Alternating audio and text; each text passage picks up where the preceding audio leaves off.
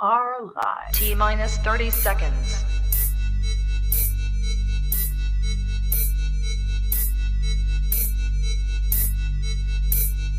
T-minus 20 seconds.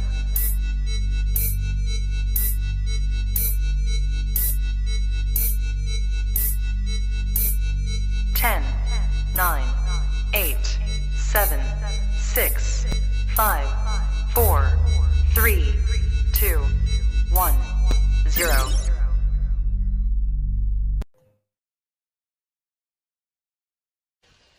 I don't have to tell you things are bad. Everybody knows things are bad. It's a depression. Everybody's out of work or scared of losing their job. The dollar buys a nickel's worth. Banks are going bust. Shopkeepers keep a gun under the counter.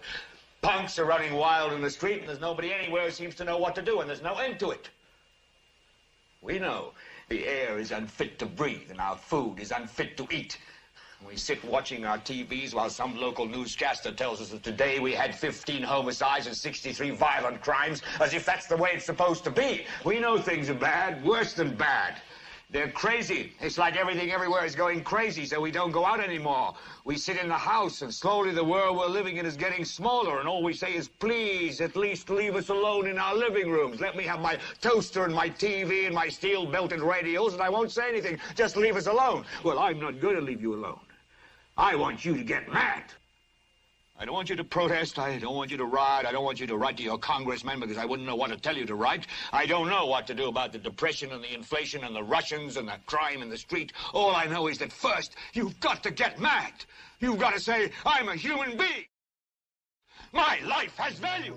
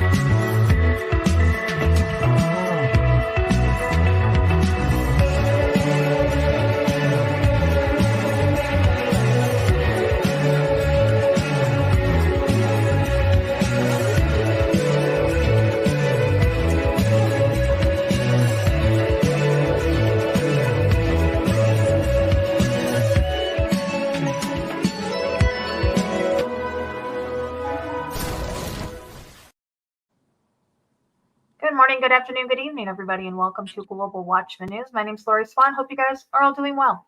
If you're in the live chat, we do ask you to keep it family friendly. There will be moderators in there to make sure that we stay within the terms of service put forth to us by the platform utilizing tonight. If you're new to the channel, welcome. Take a minute, hit that subscribe button, hit that bell so you know when we go live. So it's our Wednesday night. We've got the panel back for our Wednesday night show. And hey, Ernie. Hey, what's going on, Lori? What's going on, chat? How's everybody doing tonight? Doing well, doing well. Yeah, lots to talk about tonight. And we're welcoming back our good friend, Big John. Well, it's your old pal back Pal again back one more time. I love that. That's right. How's that? You guys doing good down where you are? Yeah, definitely. Good. Lots been going on since last week. We entered into a new cycle, not a news cycle, but a cycle of the elite, you might say, Luciferian elite. Yeah, definitely. It's almost like, in just my opinion, like Mystery Babylon as it gets itself, but there's so much going on in the world, but it's all focusing on like the United States. It only does stuff to us. Right. Because I think we've been dishing it out and it's just coming back, to roost. Well, I mean, the Bible talks about how Mystery Babylon will fall. I mean, all signs point towards us being that Mystery Babylon. I mean, we're being invaded on pretty much all fronts. Strange anomalies are happening throughout the country, whether it's weather or physical or economical. So it doesn't matter which way you put it. I mean, all this stuff's happening. And astrologically, we've seen this eclipse happening on August 8th, and this is all tying in together. I mean, with the stuff going around the world, we keep getting distracted one way, shape, or form, where we're looking one way and something even worse are happening the other way. So yeah, we're in for it this year, aren't we?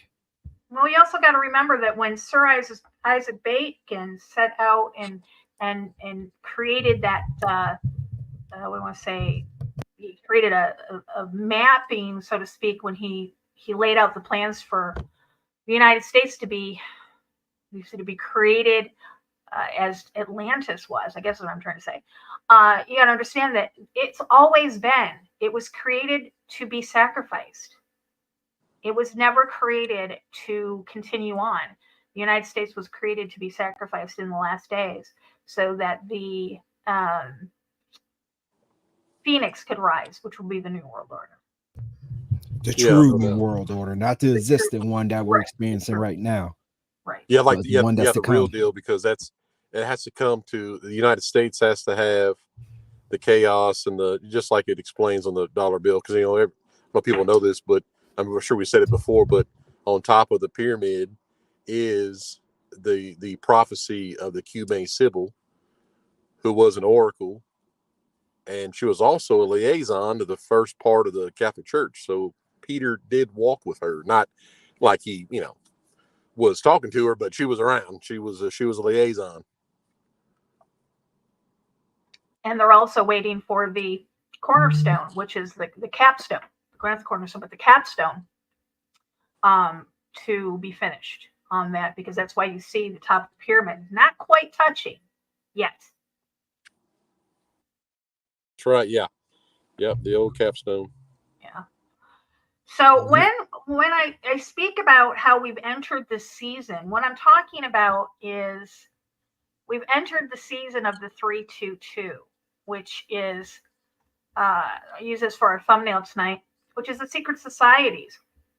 It's based on Genesis 3:22, where it says, and the Lord God said, behold, a man is to become as one of us, to know good and evil. And now lest he put forth his hand and take also of the tree of life and eat and live forever. So if we take that first sentence, it's highlighted, which is up until, it's in bold, up until evil, and you put it through the gematria, it does come to 322. Now, what these people, I always have people asking me, they're like, what are these people offered? Like, let's just use, for instance, P. Diddy. He's in the news right now. And let me just say one thing. They don't go in the way they went into his compound if they don't have a case. And you don't run like he did if you're innocent. Okay? I'm just going to put that out there. But if you're talking about somebody like P. Diddy, what, or Beyonce or anybody, what are they being offered in exchange for the evil and defiling things that they do? Well, the answer to that is they're being offered eternal life. But it's the counterfeit eternal life because it's the eternal life without being saved through Jesus, guys. Well, yeah, I mean, we all obviously got to look at, what the devil does. He twists and perverts things and to try to make him appear to be the true Messiah and the true God of the world. And he got people hooked, and especially those who are in the various entertainment industries, they're hooked. They have this firm belief that they're going to be living forever, whether it's through transhumanism or through Satan himself. They think that he is the one true God, and that's who they worship. And despite the fact that people try to reach out to them and try to spread the gospel and spread God's true message, they are so deceived. They have the wool pulled over their eyes, so they cannot see or hear God in their lives, and they're going to eventually become face the wrath of God. I explained to you before the broadcast, everything that's done in secret will come to light, whether it's in this life or at the judgment seat. And so regardless of what's going on, God knows what they're doing. I think they get themselves so far removed from the light of God that sometimes, like, let's for instance, Justin Bieber, guys, in Nickelodeon, this whole thing with Nickelodeon and Dan Schneider coming out, and all this stuff that's being put out there. Robbie and I talked about this way back when Robbie said that you will see the destruction of the infrastructure of Hollywood and of the elite, and it'll look like the system's being taken down, systematically broken down. But in reality, what it's going to be replaced with is going to be far worse than what we're seeing. But when you look at like people like Justin Bieber, these are young, innocent people. Your Nickelodeon kids, your Disney kids. Their innocence brought in and abused to the point where I don't think some of these kids even know how to get out of there. Amanda Bynes is a good example. You watch her spiral downward to where she is now. When you look at people like Corey Haim, and finding out about his abuse, or Corey Feldman, which I think everybody owes him a huge apology for mocking him for so many years, trying to put out their names of these people. I think Dan Schneider was one of the people that he named. So, when they get so far removed from the Father, I think that they feel like it's hopeless and they have nowhere else to turn, guys. Well, yeah, you get trapped into that. And if growing up as an adolescent in the entertainment industry, you're subjected to all different types of abuse. We have seen it time and time again. You think about the Disney Channel stars, for instance, and you see them on TV looking so innocent and so oblivious to what's really going on in society, and you watch them grow up. And once they're out of the Disney Channel system, you see their downfall. Time and time again, we see just people just like you grew up watching just completely fall by the wayside, completely have a complete 180 for what you're normally are used to seeing on the shows that they were acting in. And that just goes to the fact of what's going on behind closed doors. Right. We're dealing with some principalities and wickedness in high places. And these types of children, they don't have the strength spiritually or physically to be able to withstand that stuff. So they're subjected to it and being traumatized over and over and over again throughout their lives. And some, thank the Lord, are able to come out of it, but a lot of them can't. And you feel bad for them because they're trapped. And as they grow into adults, they sign that contract too, pledging their allegiance. They have obligations at that point. Exactly. Well, they have it's a lot of Monarch Programming, because not all of them get paid, but then you see which way do the celebrities go, because they go along with it, but they don't understand it because of the atmosphere. So if Feldman's saying, well, I was touched or abused or whatever, they're so young, they think it's part of the system because they're told that. Now, the same atmosphere that held down the prayers in Babylon from Daniel to heaven, that's the same thing that Monarch Programming does. The Nazis figured that out. And it holds you in an atmosphere with brainwashing, programming, saying the same thing, giving you the money, putting you in a routine. And then if you got 50 people telling you that this dog food brand is good, you're probably going to go out and buy it. You may not even have a dog, but that's just how that works. And you got to ask yourself, where are the parents in all of this? Well, that's the money thing too. It's all about money, right? It is. I mean, money is the root of all evil, right? So it has arms. It's a hydra. It has all the, money can be good and bad. It's a catch-22. It's because it's always been there. Jesus talked about it, and it's just, you just get in that atmosphere. It's like, oh, it's okay. Now if they tell you this, if they tell you that they got touched, that's just what happens in Hollywood. It's true, because you can look at women that are they're being trafficked or given drugs, and they're like, oh, this is just part of living. Like mothers used to dress up their daughters, because they didn't have any money, or like, whether the song "Fancy" is real or fake, it did happen. But it's like, that's the atmosphere. It's like you have a point of no return and you have to do it. Well, it doesn't have to be done. That's just the atmosphere of a throne run by Lucifer, of being this planet. And the problem with that, John and Ernie, the problem with all of that is the fact that it goes into a cycle. There are kids or young, well, they're adults now, but who were involved in this whole Nickelodeon thing back in the day, who have broke free from it. I think one of them is Josh. I can't think of his name, but he's coming out and he's telling about these things.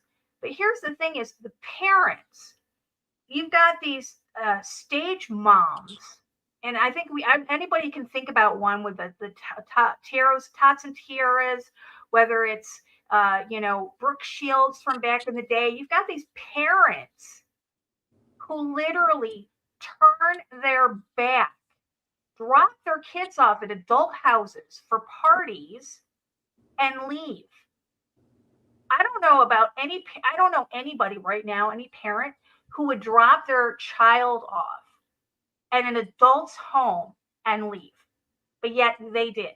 And you got to look at the kids now, and the kids are looking at, well, my parents must think it's okay because they're leaving me. They must trust this adult. That's it. And plus, who runs that? Sodomites. People. I mean, the whole sodomite thing. Those people aren't just your run of the mill. Oh, that guy's gay. Gay's made up word. That's slang term. A sodomite is what it really is.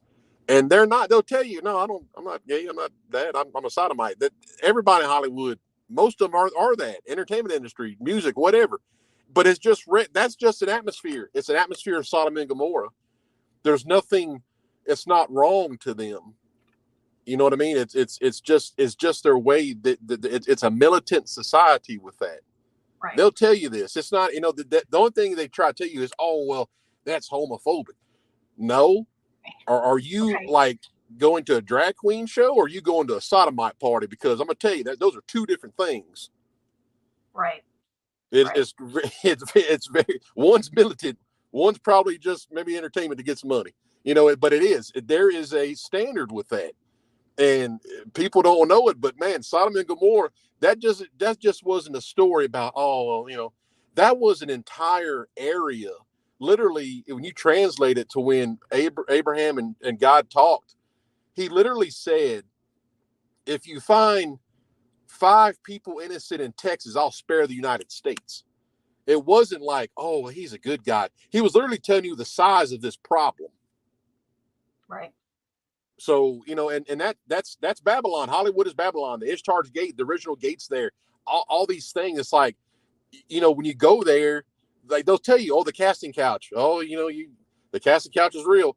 And they'll tell you, but it's just the money. It's the money. Right. It is. I saw and I put it up on my Facebook. It was P. Diddy with a young white girl that, quote unquote, he had adopted. And it is we believe it's a girl that went missing a number of years ago. And I'm going to repeat myself what I said about P. Diddy, or the P. Diddler, as I'm going to be calling him from now on. Law enforcement doesn't go in like they went in if they don't have a case. And you don't run like he ran if you're innocent. And, so all of this is coming out.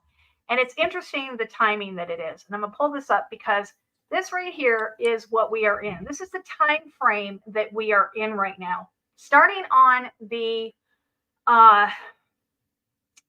spring equinox, which is the 21st of March. And then we have the 322. The 322 is, again, it's the number of the skull and bones. It's the number of the people that they are that worship this, that they do these sacrifices. And this is the number of sacrifices in those dates. And it all depends also on Easter, because Easter moves around too. So some of these dates move around and it'll say date varies. But I thought one is quite interesting because it ends on May 1st, which is Beltane Eve, which is May Day. May Day. May Day, the worst one. Exactly. And this is culminated. So they get ready. So starting on 322, what they do is they go out and they try to find victims. All right, people that are going to be used. They culminate in what is called the grand climax, or the demurrer. And this is usually females, and they do the rituals, and they're known for blood rituals that happen during this time. I'm going to pull up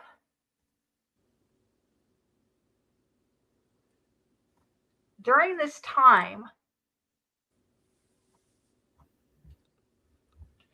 You can see starting back to 1775, we have listings of things that have taken place during this. Some of these you may know, some of these you may not know. April 19, 1775 was the Battle of Lexington and Concord. 1760 was the Great Boston Fire. 1861 was the Baltimore riots. In 1906 was the San Francisco earthquake and fires. April 14th, 1912 was the sinking of the Titanic. 322 of 1920 was the Shoshona Armenian Massacre. Martin Luther King was assassinated on April 4th. The IRA car bombing in Belfast was on March 19th, 1972. And here we're going to start getting into what some of, that you guys will know. The Waco Massacre, April 19th, 1993. Oklahoma City bombing, April 19th, 1995. Port Arthur Massacre, April 28th, 1996. Heaven's Gate cult suicide, March 25th, 1997.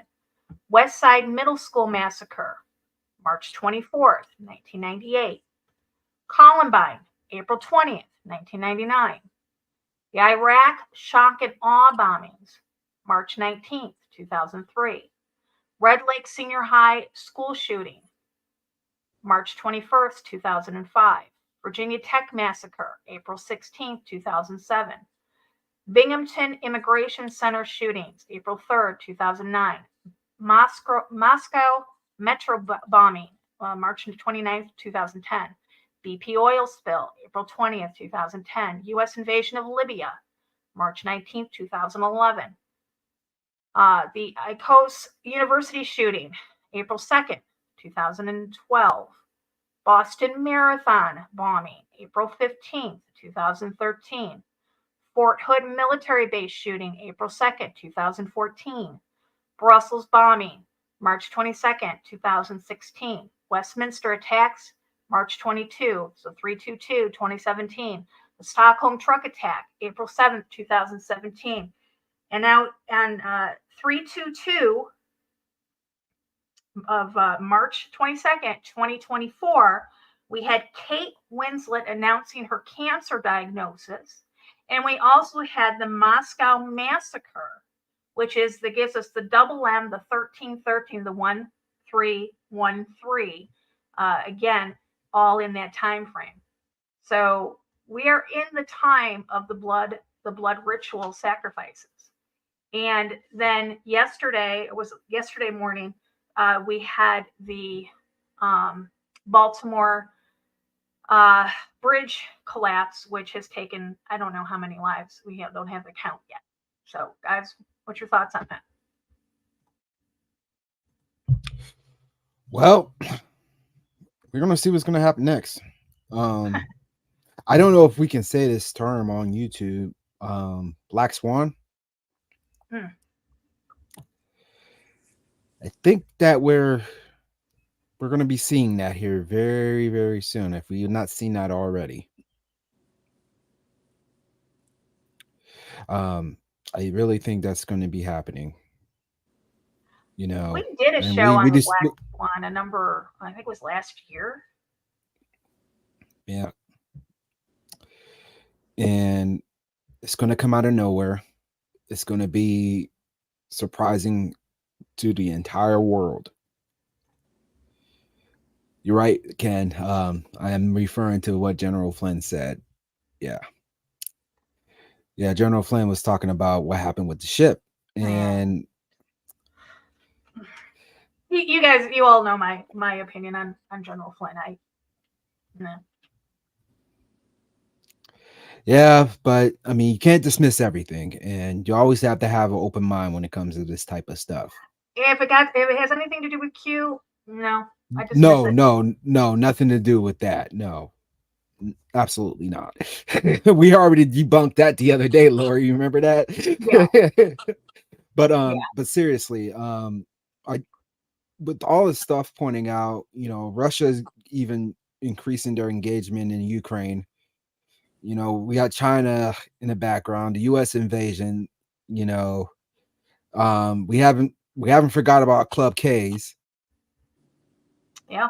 Let's not forget those. Club K? Let's remind everybody what that is. What are Club K missiles? Those come in disguise.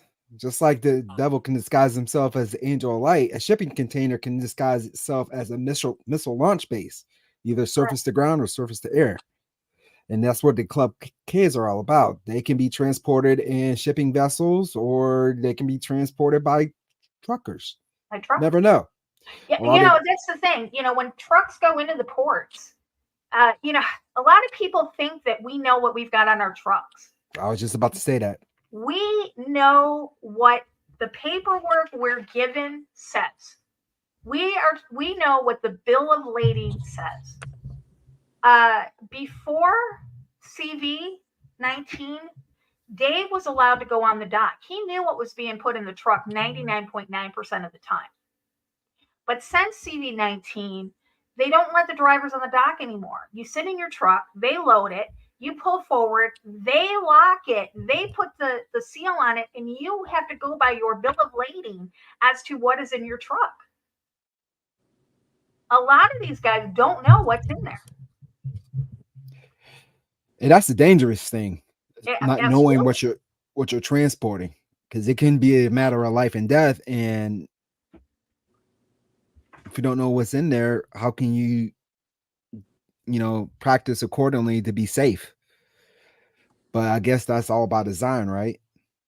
Absolutely, I believe it is. Yeah, absolutely. And it's on both ends.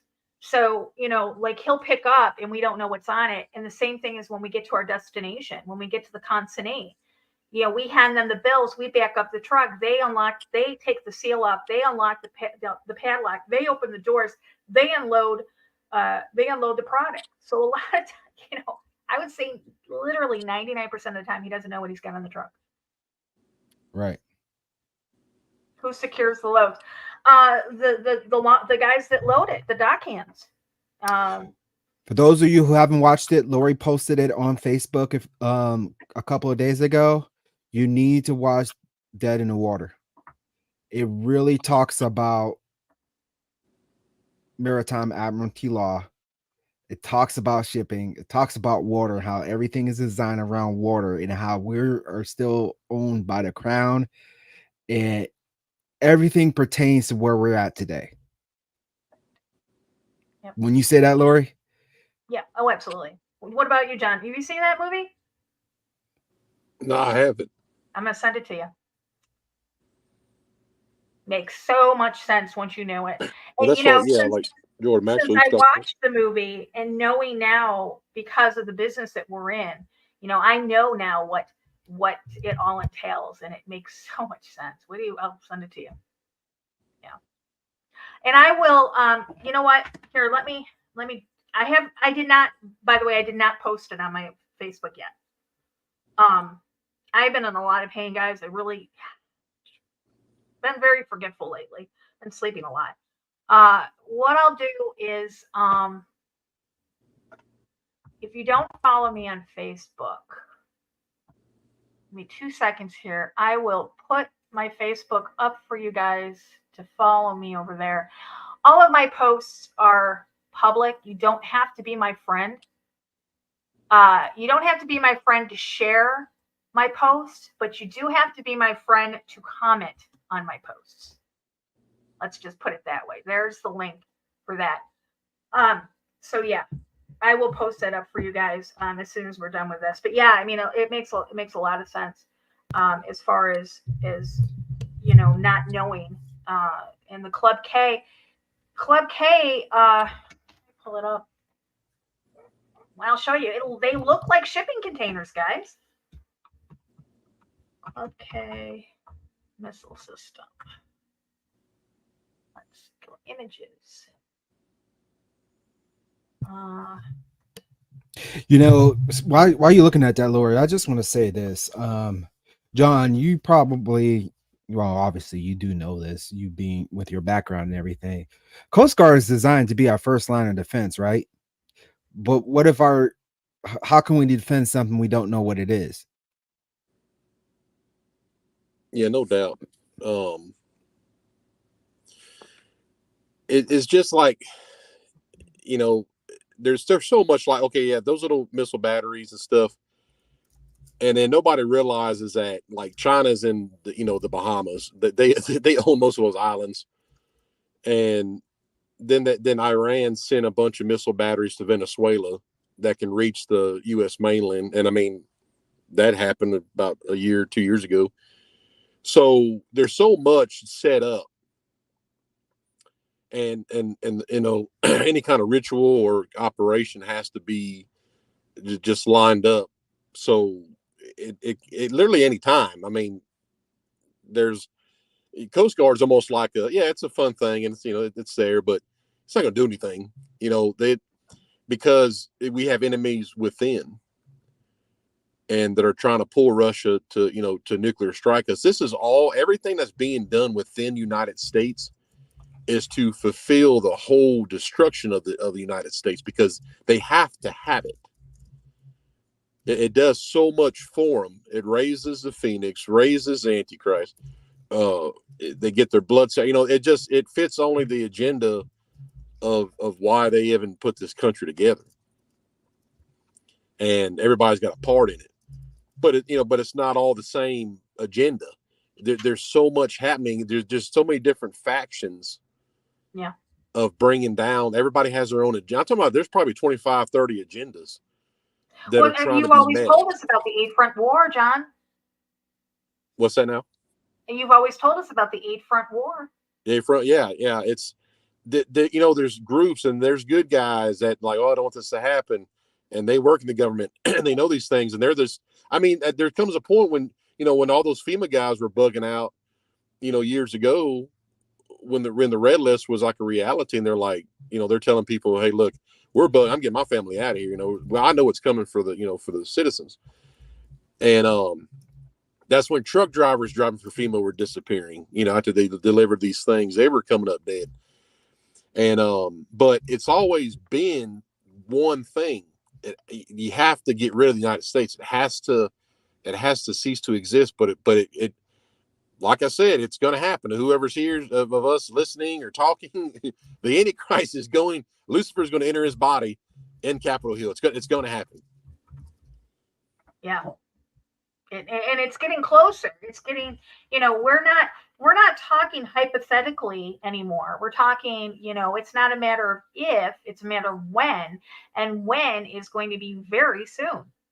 Well, you know, just sit and think about this for a second. Think about all the stuff that transpired in 2024 so far. We are approaching the end of March 27th to be exact. And just think of how many things, significant things, mind you, happened since the beginning of the year. Right. We're not even done with the first quarter of 2024. Let that sink in for a minute. Yeah. And stuff is increasing by the day. Exponentially increasing. Just, I mean, it's hard to keep up with everything because, you know, back in the day, Ernie, John, back in the day, they had a thing that was called news cycles. And you could pretty much determine how long something would stay in the lead story. Because they were called news cycles, and you know they would come and they would go, and as soon as one cycle would end, another one would begin, and you'd forget the last one, and then it would go into these cycles. They're not even finishing one cycle before they start another one now. Yes, and they're continuing on with the old one as well. Right. So right. you have two, and it just keeps compounding. And it's like they're trying to inundate us. They're trying to give us an overload, a sensory overload when it comes to the things that are happening. And if we didn't have the number of people that we have here on Global Watchman News, guys, we wouldn't be able to keep up with it. I mean, we still struggle with it, to put out the posts and to put out the information and to I mean, I took 3 days off last week because of my knees, and when I came back, I was like in a sensory overload. I couldn't believe on the things that had happened in just that 48-hour span. Yeah. We can't take a day off anymore, and you know what? It is becoming very overwhelming. But here's the thing: so many people are becoming numb to it now. Yeah. That's the dangerous thing right now. Well, the numb, and then, with the whole election deal, they're just going to have an event, no matter what it is, for martial law. And then whether they even enact these camps or just, go, they just, the whole, like I said, it's just going to collapse everything.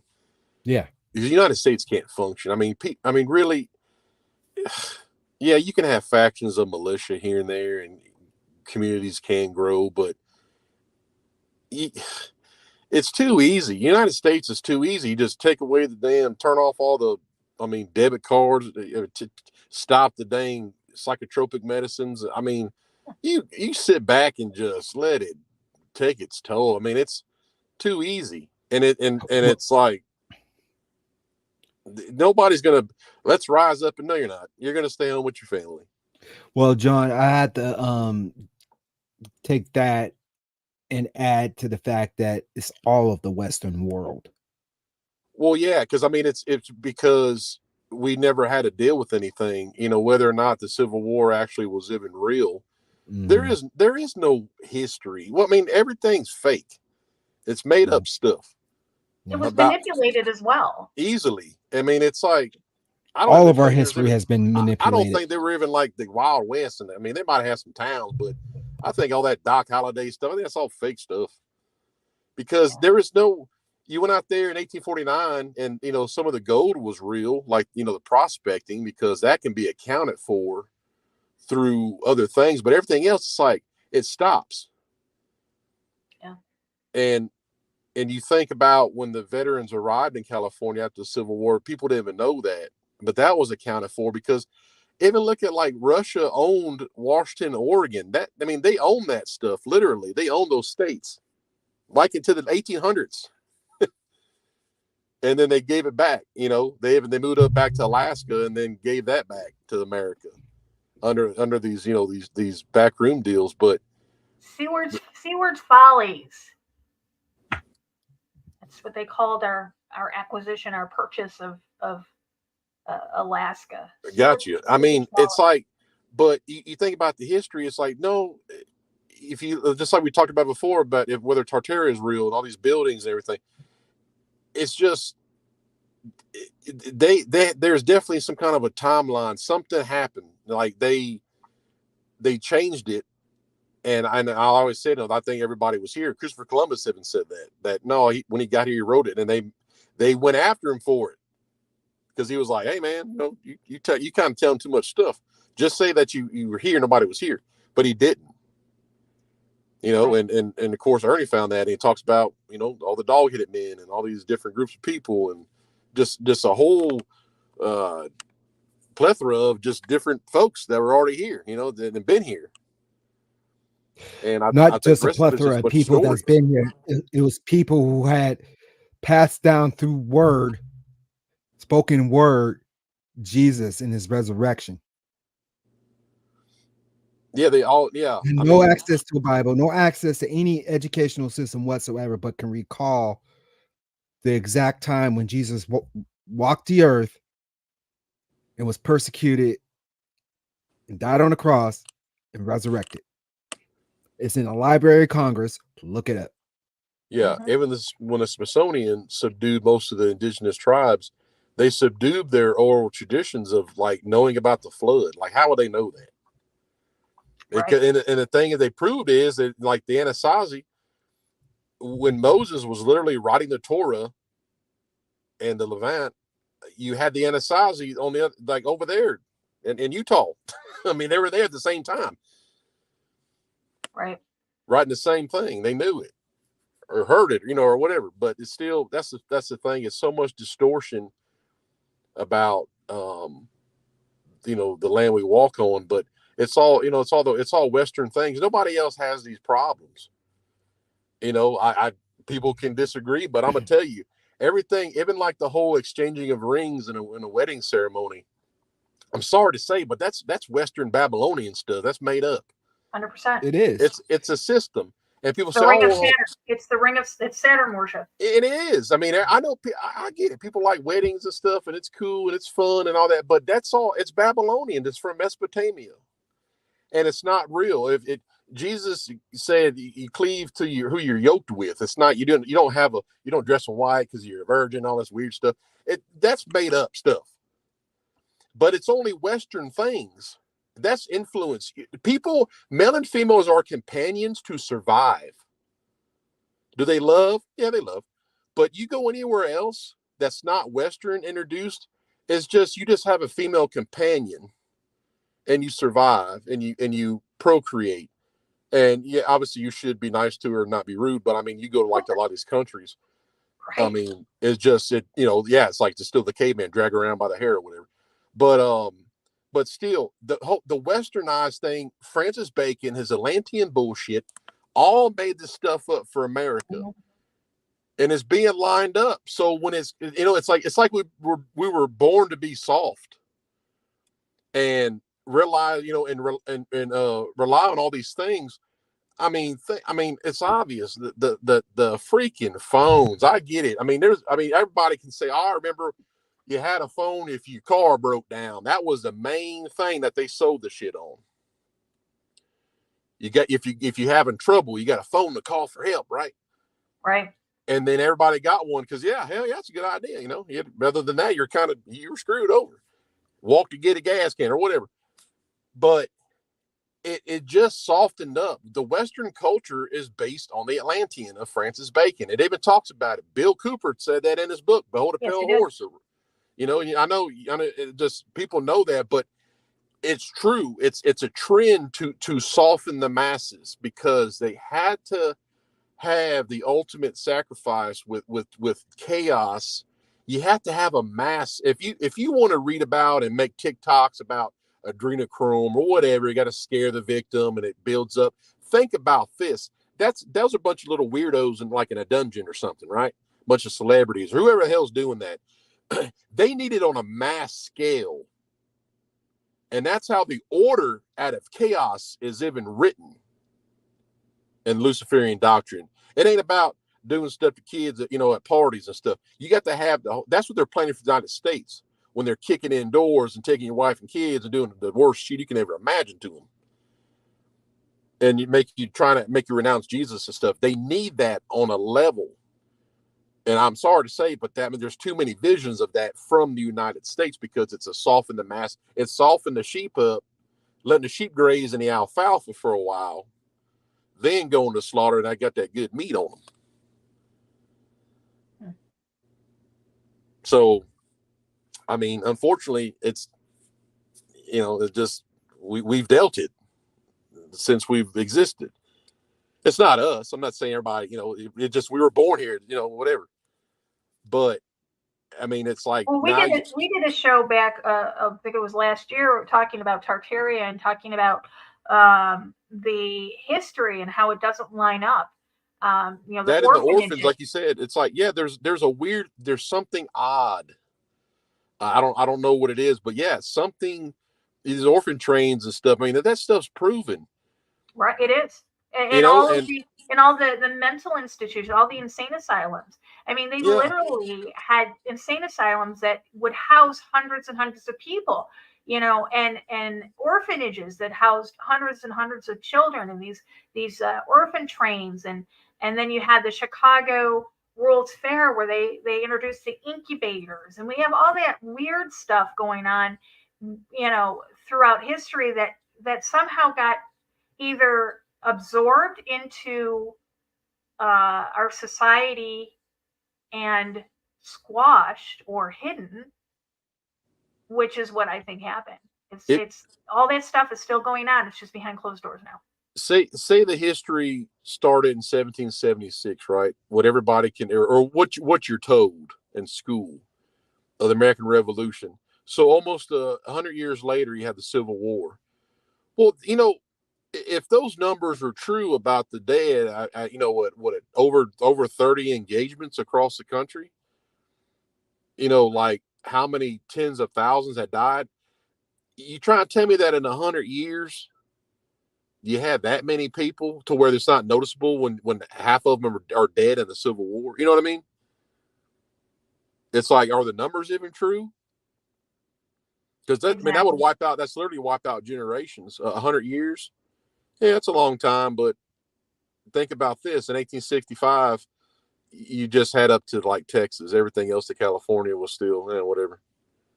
It was Lewis and Clark kind of stuff. You know what I mean? It's like you didn't have the whole country. The people live out there, yeah, most likely. But it's like the numbers don't add up. So that's why I say the Civil War. I mean, even Fritz talked about that, about how the Civil War was Illuminati, but what was their purpose with that Illuminati-driven war on U.S. soil? I'm going to put a link in the chat room that if you guys are interested in that history, learning about the Civil War, the truth about the history, the learning about the Civil War, learning about the banking institutions, learning about how the Great Depression, how they manipulated these things, how they manipulated history. There's a link there for everybody listening. I will put it in the description below the video that you guys can go and it's a long read. It's very long, but it's worth it because it shows you exactly how they have manipulated history and how they manipulated the public into following their plans. Is it from Fritz? No, it's not. It's a site I found a long time ago, and it talks about how they manipulated the banking system and how like for the Civil War, how there was no money for it, how they got the money for it, or not even the Civil War, but the Revolutionary War, how after the Revolutionary War was quote unquote won, well, the history books tell us that the United States won, but in reality, Britain won, and we still are part of the crown, and it gives all that information.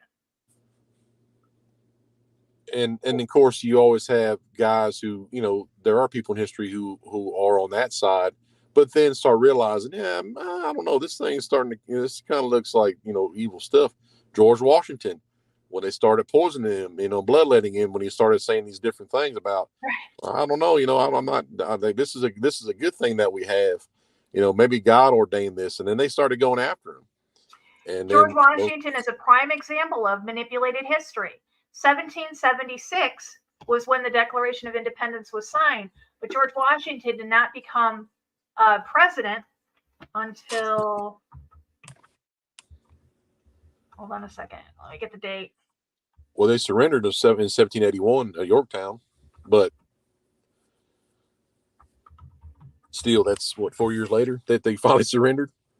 So yeah, so 1776, the country was founded. And George Washington did not become president until 1789. So from 1776 to 1789. And this is when you're in school, you don't realize this. You know, they tell you George Washington was the first president of the United States. No, he wasn't. Hanson was the first president of the United States, and he was a black man. Yeah, I remember hearing that. Obama wasn't our first black president. We've actually had 8 since the formation of the United States in 1776. But they won't tell you that in school. They want you to believe a manipulated history for the purposes of keeping you in the dark. Let me get here for a second. So, anyways, we kind of got off topic, but that's okay. Because, I mean, the history of the United States is important. It's important to know that it's been manipulated in the history books. You know, when Kissinger, was it Rockefeller or Kissinger, took over the public school system back in the 70s, they changed the history books. They rewrote their history books to put their history in it, their story. Yeah. That's why when homeschooling started picking up and being popular, that's why they started sending CPS to people's houses, because they didn't want people to homeschool their kids, because they would be learning things that didn't align with the public school system, with the school systems. Well, yeah, they take that they take that seriously, just like the Smithsonian, willing to take out entire groups of people so they can't tell the story of what really happened. Guys, if you're ever excavating or digging in your backyard or on your property and you ever find anything of historical importance, do not call the Smithsonian Institute. Yeah, don't. They're gonna come. Yeah, they will take it, and they will. It'll never see the light of day. It'll threaten you. It'll threaten you to keep your mouth shut. Exactly. All right, so moving on along. So we have, we've gone into this 322, this season of the sacrifices. I showed you guys that they're through history we've had these sacrificial dates, pretty significant, and with Kate now coming on the 322 and telling us her that she's got cancer and that she's being. First off, the story doesn't make sense to me as somebody in the medical field. She comes on and she does a video and she says that she had planned abdominal surgery in January. It went according to plan, but they did testing afterwards and she was found to have cancer.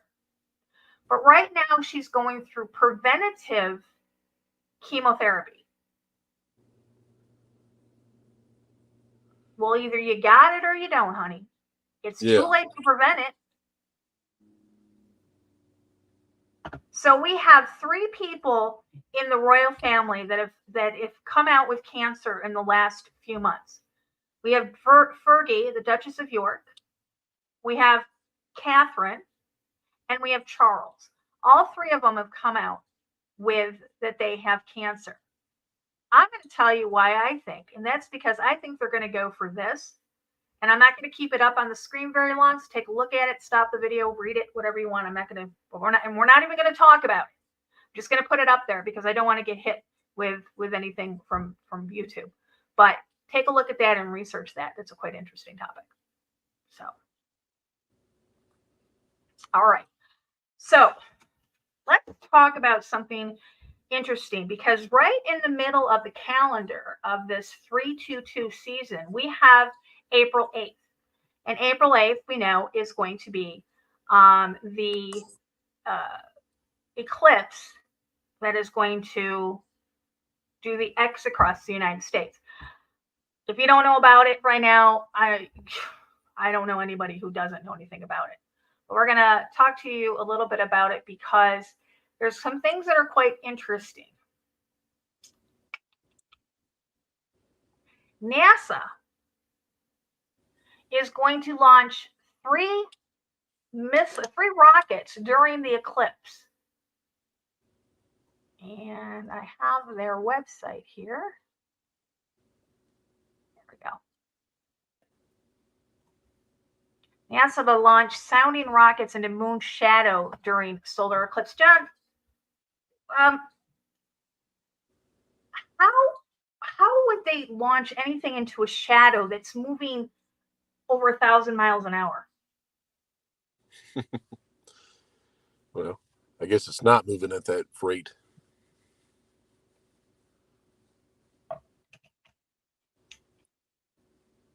Ernie?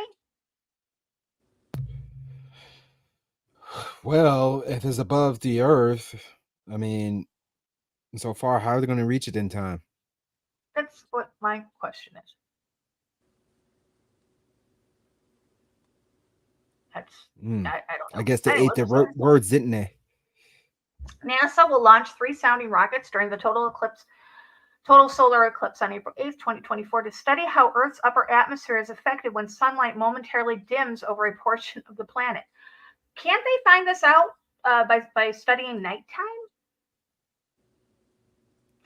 The atmospheric reverberations around eclipse path, or the APEP, sounding rockets will launch from NASA's Wallops Flight Facility in Virginia to study the disturbances in the ionosphere created by when the moons eclipse the sun. The sounding rockets have been previously launched and successfully recovered from White Sands testing facility in New Mexico during the October 2023 annual solar eclipse. They have been refurbished with new instrumentation and will be relaunched in April of 2024. The mission is led by Aro Barjata, a professor of engineering physics at the Embry-Riddle Aeronautical University in Florida, where he directs the Space and Atmospheric Instrumentation Lab. Has anybody ever seen a NASA rocket lately? Besides, I mean, you got SpaceX that does one, but how can a billionaire like Elon, his rockets blow up, or they get there and they hit the firmament, or if that's even real, whatever. But now, where are these NASA rockets coming from? Where do they launch from? You know, nobody films them, nothing. Well, I thought it's interesting that they're going to be launching this from Virginia. I didn't even know we had a launching pad in Virginia. I know we have White Sands. I know we have Edwards. I know we have, the Florida. I didn't know we had one in Virginia too. Well, there's one. Doesn't SpaceX have a launch pad in Texas? Oh yeah, in space. Well, yeah, SpaceX has one in Texas. So does Virgin. I think Virgin's is in New Mexico. Well, didn't Jeff Bezos launch one that looked like a? Yeah. Yeah. What was that? I mean, it's like all this money, and you build these weird looking rockets, and then I don't know. There are people on them, and they're going to go float around for a minute and come back. It's just spend a lot of money to do that too. I know but it's not believable. I think didn't they say one landed the other day with the astronauts came back from the space station? I thought I'd seen something like that. They arrived back and splashed down. It's like, well, when did they go up? Yeah, they're not telling us, or they're not making a big deal like they used to. I don't know. I just thought that was quite interesting. Did you see? Remember? Did you see like the Mark Kelly, that astronaut or whatever? He's a politician. Yeah. He saw did you see him at the State of the Union? I saw something about it over on Facebook today. I did. Why do these people look weird? I mean, I know when you get older, you get loose skin and you get, your ears are big, but every one of these people look weird. Like they all look like damn disfigured and stuff. They're lizards. That's what I'm saying. It's like you look at them from the side. It's like, man, what? I ain't the best looking guy in the world, but that dude's kind of ugly. Like, man, wait, what? Like, right. what happens to these people? I'm not the most beautiful person in the world, but when you look at me, it doesn't look like I'm wearing a mask from the side. That's what I mean. It's like they got their eyes are all bulging and weird, and yeah. big ass. Well, if ears you look and at Biden, you know, there's a lot of shots and stuff of him that has very, very loose skin, like there's something over him. Well, I don't know if it was satire, but they had a picture of him like kind of cross-sided, like talking to somebody, but one of his eyes is going. I mean, did it ever do that before? Well, me and Lori talked about this a while back about these types of prosthetic masks that can mimic real people. Oh yeah. Oh, absolutely. The prosthetics. Look at if Hollywood has the special effects along with Crisis Cast, they have it as well. Hollywood grade special effects. Excuse me. If they can make you believe that somebody has lost a leg or has glass protruding from their eye, or all of these horrific injuries, if they can make you believe that, they can pull off anything. And now we have deep fakes. Now we have AI generated video and voice. Don't forget voice too. Right. That's dangerous because now you don't know what's real and what's not. Well, like when they started, remember when they first the started the holograms? It can be used for a variety of different things. Right.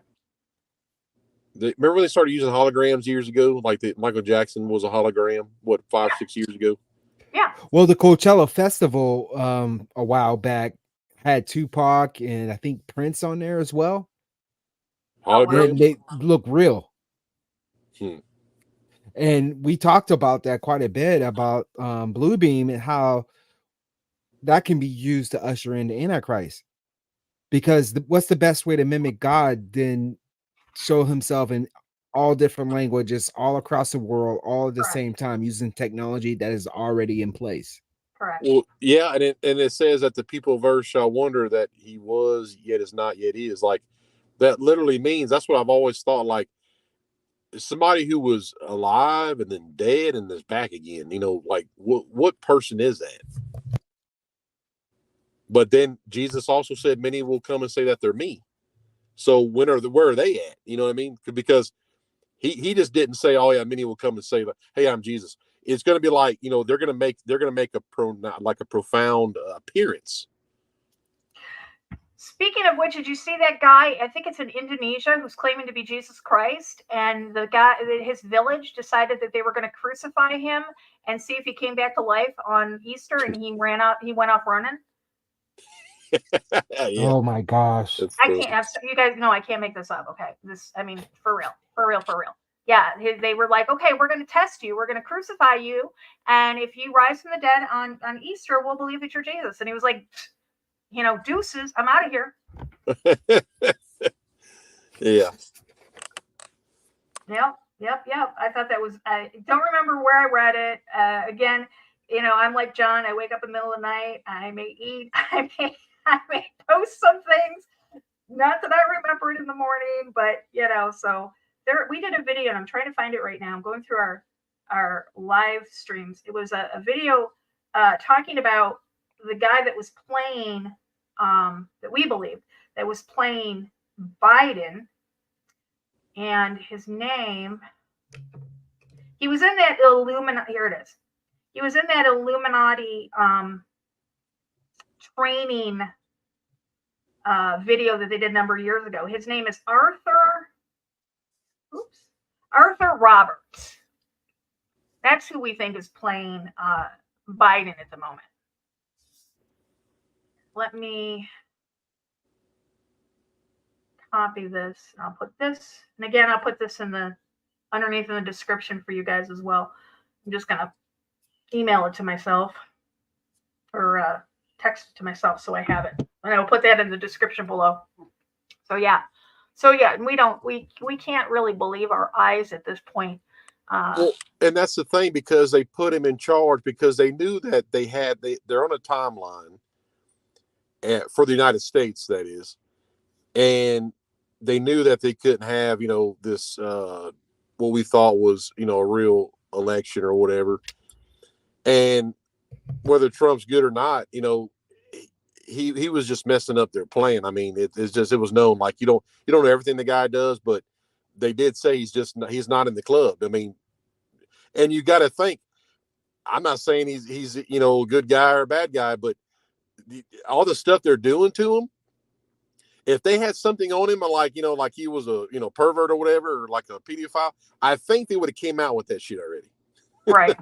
You know, they wouldn't make the court system look like a total ruse, you know, with all this made up stuff like they're doing. And the thing is, they knew that, okay, so they didn't have any time. So they're like, okay, rig it, you know, Biden won. I mean, it's writings on the table. Come on, all the votes appeared. Here's the thing. It's just they had to get things done to bring down the United States. I mean, and it's like, it's like, you know, your, you know, mom or dad that, like, you know, they care that you cry about something, but they're like, oh, no, just don't worry about it. You know, just, they kind of like just, you know, pacify you. And that's what they're doing. They gaslight you into believing you're not hurt. 100%. But that's the same thing that they're doing right now. They put in a system to bring all the military in here, like, you know, all the immigrants, not every one of them, but the majority of them are all, we talk about it, military age men. And then they're the second wave. They're the second wave. The reinforcements, basically, and because they've been doing it, but it's like they're speeding up because they need.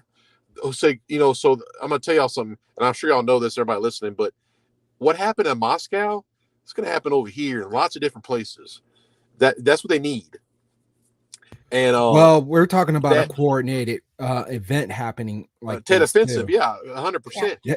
But Heather, I'm gonna have to give her credit because she was blowing me up on TikTok today, which is great because I don't get access to see TikTok that much anymore. So her finding this stuff for me and sending it to me was awesome. But in a video, the gentleman was talking about, and it made a lot of sense about a coordinated effort with a certain amount of big cities happening all at once, these types of things that you were just talking about. Think about it. You've got millions of people looking at the sky at one time.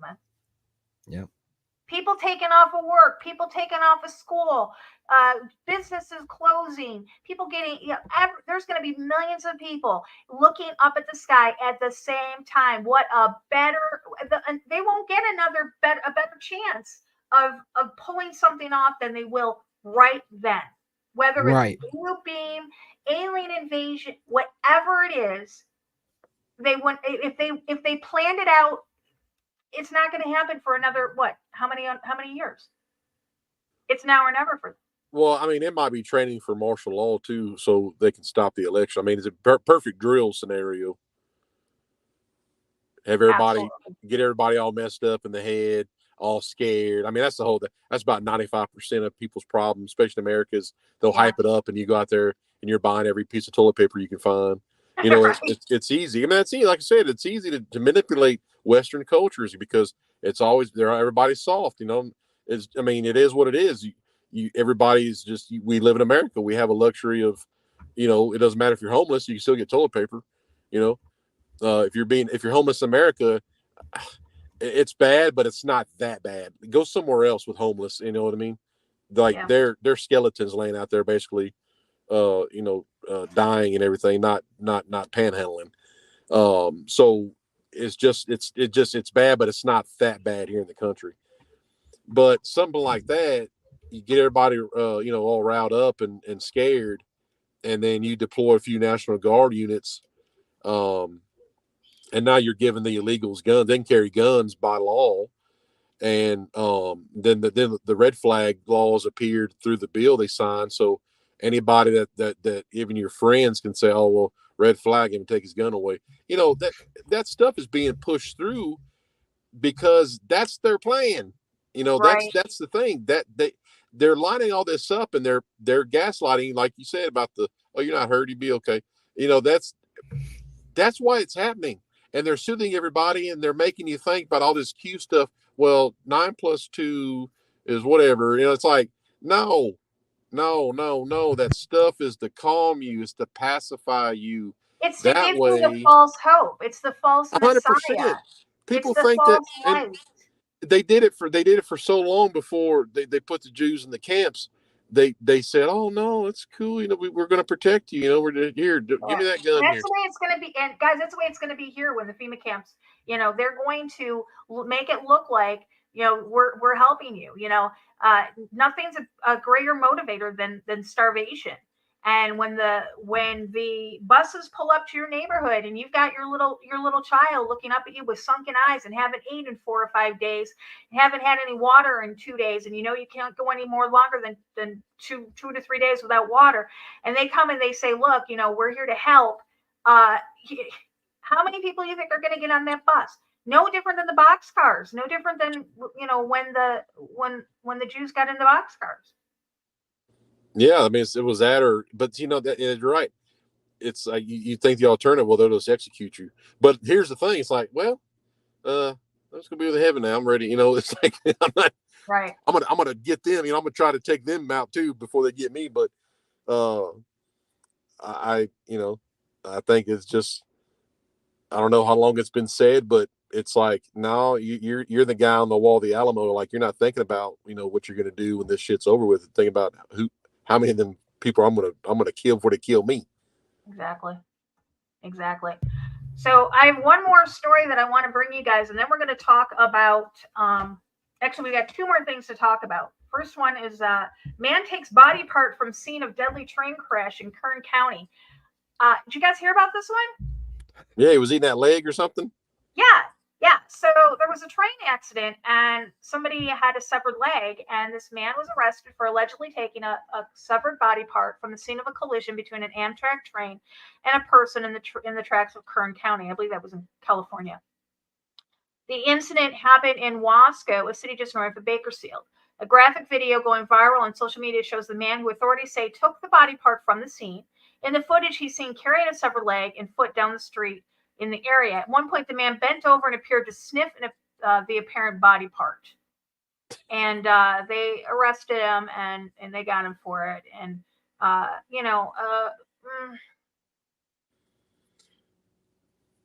yeah. I'm like, hey man, you want to trade that for a Dave's double from Wendy's? What's interesting? Hey John, don't play, man, because I think that's what they're putting in this food now. Play. Yeah, probably, yeah, that's why. Yeah, you're right. But I mean, isn't that crazy? That's crazy. People say, "Oh, well, I'm crazy," or "That person's crazy." No, this guy's crazy. Right. That's a crazy person. Crazy. The term "crazy" is just a term. Demonically possessed is the correct. There you go.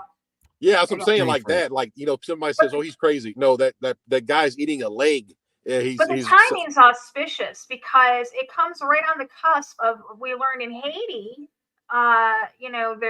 got reports of cannibalism going on in Haiti. People are literally, when people are facing life and death situations, look at the plane crash up in the Andes, the polo team, when push came to shove, what are the people, the Mormons, Donner party, or Donner party, yeah. 7, that kind of thing. You will do things that you wouldn't think that you normally would do. And, they've got, so we got reports of cannibalism going on in Haiti. The guy that's in charge down there, his name is Cannibal, he's showing off his Freemason bling bling. And so I just think it was kind of auspicious that this was released now and that we're seeing this. Pretty interesting. All right, one more thing before we get to the bridge, and that is one last thing that's going to be happening on April 8th, and that is, guys, CERN's back. Oh, how fitting. How fitting. All right, so this is the article that I took this still photo from. Hold on a second. Here it is right here.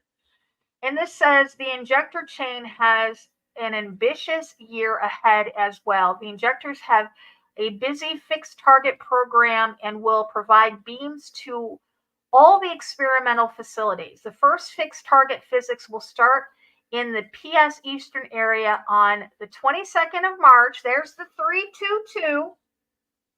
I can't make this stuff up. And it will also be downstream of the PS booster that will start on April 8th. Like I said, I can't make this up. We've got both the 322 and we've got the April 8th eclipse. And let's see if I can find it again.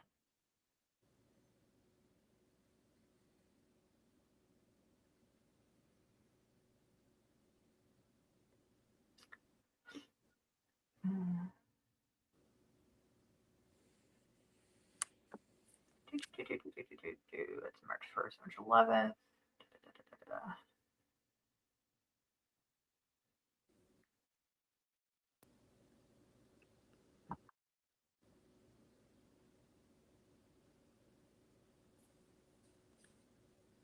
Hold on, I gotta go back to this one. The ejector chain has ambitious year. Okay. The ejector chain has an ambitious year. Okay, here we go. The ejector chain has an ambitious year ahead as well, right here. And we go down to right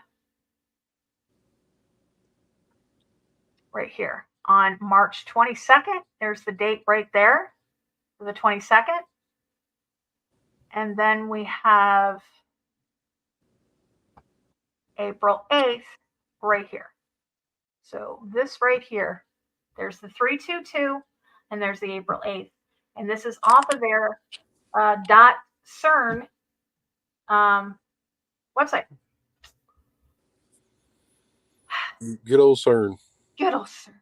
I'm going to see. Last week, we tried to get CERN to pop up. No, it's not letting me again.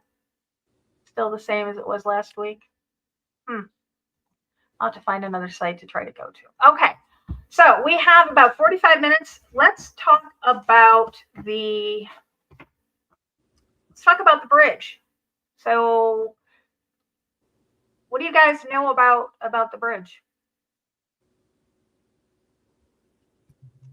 Laura, you'll be mad at me if I say something. So I am not going to be mad at you. We're entitled to, you know what? Here's the thing. Let's do this. You give your take on it. John can give his take, and then I'll take my take, because mine is a little bit different than everybody else's right now. There's too many coincidences that's been going on right now to overlook this as something that is accidental. That makes sense. Mm-hmm. Just judging about the size of the cargo ship, the stuff that's happening in our country right now, the stuff that's happening in the world, the threats that we're getting from other countries as well, and a lot of things that I've read about this. I'll talk to you briefly about on this broadcast about the Black Swan event. I'm just not dismissing this just yet as an accidental cause. I think there's something fishy going on. This is one of the cities that they've talked about that we need to be on a watch for. And I think this has more significance than what it appears to be on the surface. And the thing is, too, it's not just some of the videos that we're seeing on TikTok, but a lot more mainstream outlets are questioning this as well. So that's even more of a cause for concern. Like, are we being attacked, or are we being distracted from something else bigger that's going to be happening? We got to ask ourselves this, and we can't put it past the elite and what their plans are, regardless of what time of night it happened and whatnot. It could be given to us as a warning. It can be a number of different things. So with our watchman hats on, yes, I have a yellow light on this topic here. Okay. John? I mean, there was no pilot tug. There's no harbor master. Like, where, these people were like, there's too much safety going on with every industry to where there's like, they're not going to oh, well, that ship would be okay. And I mean, if you look at the video, it's what was it doing? What, 10, 11 knots? I mean, it was pretty good, I think. It was honking. And it just turns towards the support out of nowhere. Okay, And well, yeah, go ahead. Here's the thing. If I'm looking at it and I have a military mind, I'm going to say, okay, that bridge laying across strategic points to get, these naval ships out, in and out. Also, hazardous materials leave out of that port. It's financial. And here's the thing. And like, okay, so it can be done where you have everybody get on it and get the cranes out there. You probably lift it out, make way or whatever. But it's almost like this is what we can do, because that bridge won't be in the water blocking everything forever. So if something's going to be done, some kind of attack or an engagement, and we can't get our stuff out of that port, then, it'd have to happen pretty soon. Whether it's a false flag or it's an actual country coming in to, like isn't the fleet come out of that port? I mean, it isn't like the Norfolk or whatever, like the ships, right? Right. So in any scenario of like the War College, especially the Naval War College, if anybody was able to subdue the 7th Fleet, well, you better learn Mandarin, like quickly. Right. So if you can't get your forces out of the base because of a bridge that you just took out, I mean, if somebody wanted to have an amphibious landing or just kind of, wreak havoc on your shipping lanes or whatever, you can do nothing about it. We've also got the ships that are stationed in Groton, Connecticut. We've also got that base that's still free and open. But which ones? But like the ones that need to engage very fast movers, because a lot of even Russian subs, it takes a lot to find those things. I think all the good stuff is what's being blocked. Battleships. I mean, I don't know if they even run battleships anymore, but like destroyers or frigates or whatever, it's like the good stuff that can possibly match, these, the Russian, or even I'm not saying Japanese would. The Japanese have the quietest subs on the planet. That's why China won't mess with Japan, because Japanese submarines, you ain't finding it. So that's why they don't even go over there. That's the only thing holding them back. So I'm just saying, like, the technology's there, but all the good stuff to battle these good forces of the Navy, because the Russian Navy, electronic warfare is like their main thing. They shut down our ship twice. The Donald Cook, Russia turned that ship off. That's fact. So to say that they couldn't turn off a container ship, well, it's anybody's guess. We have to understand too that the pilots or the people that was on board that vessel were Ukrainian too, right? No, the captain was Ukrainian. Captain, yes. Harbor pilots, there was 2 harbor pilots on that ship. The harbor pilot, there was one of the people from the ship called into a radio show and said that they were having electrical difficulties before they even left port, and they never should have pulled out.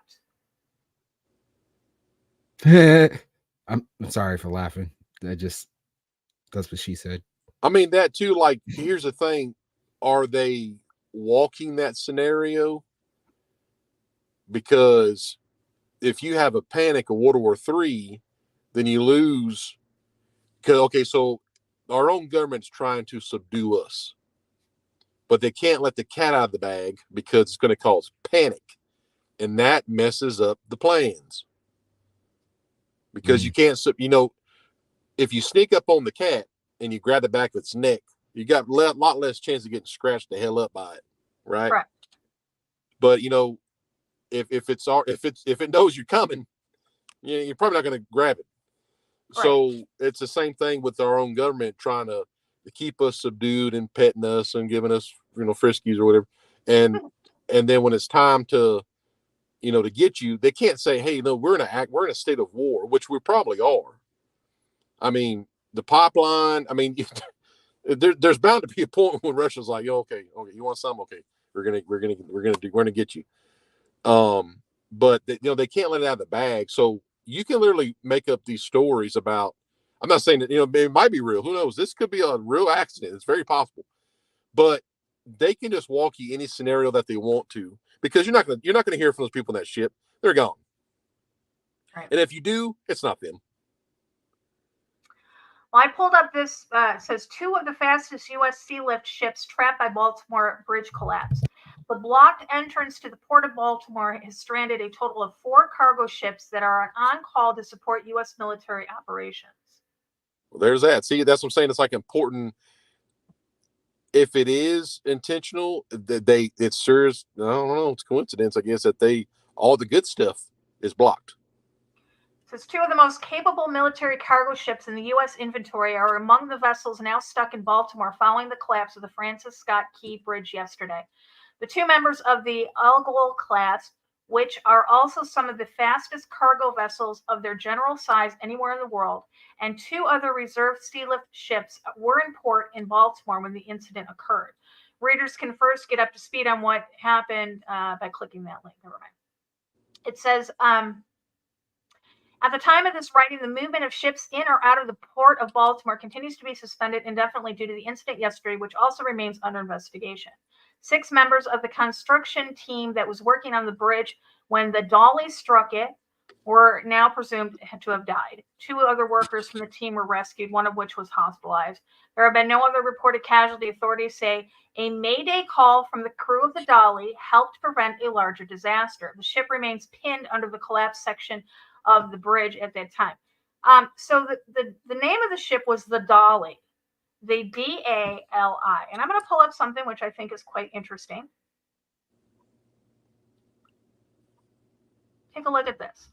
We know that Satan likes to mirror everything. Flip it upside down, turn it over, mirror it. Dolly, which is the D-A-L-I. That's how the ship's name is pronounced or is spelled D-A-L-I. And if you flip it to L or to I-L-A-D, it means to lie, to fabricate, to devise falsely.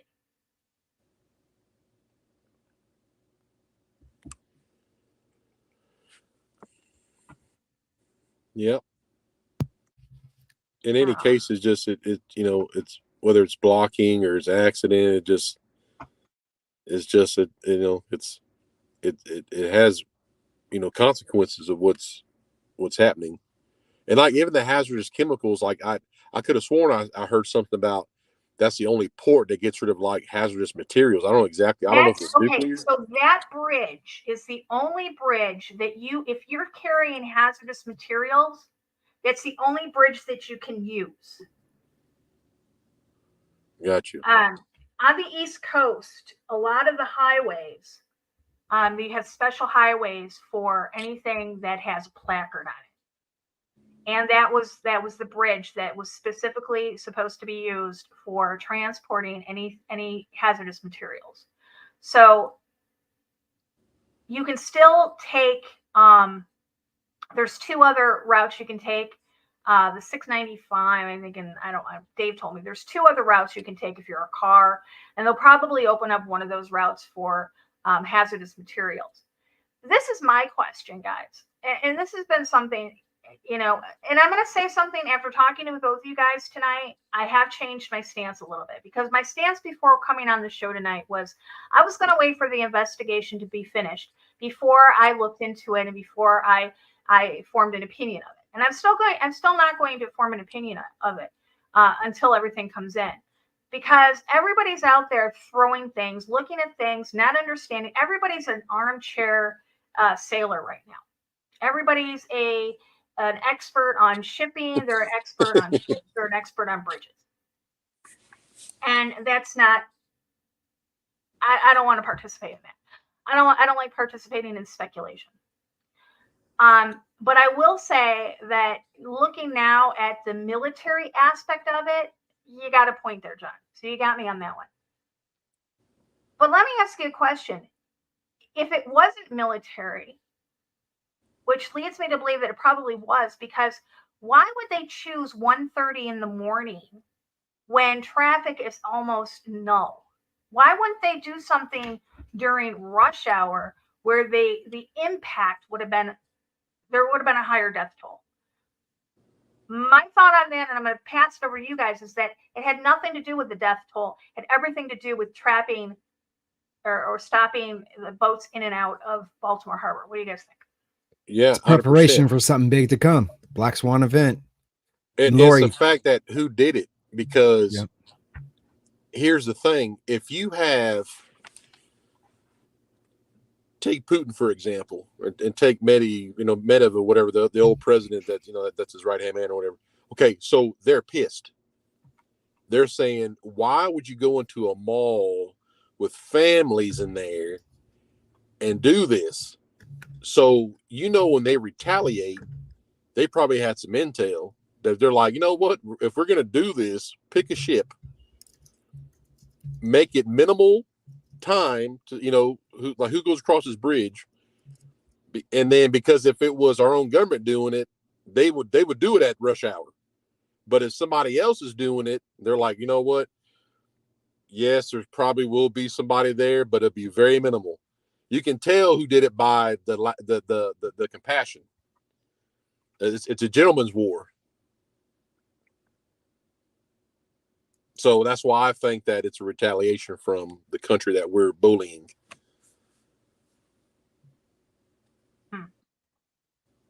And they chose it to happen when there's nobody really on it, because they can't sit back and say, well, you killed our families. Well, they might have family on that bridge.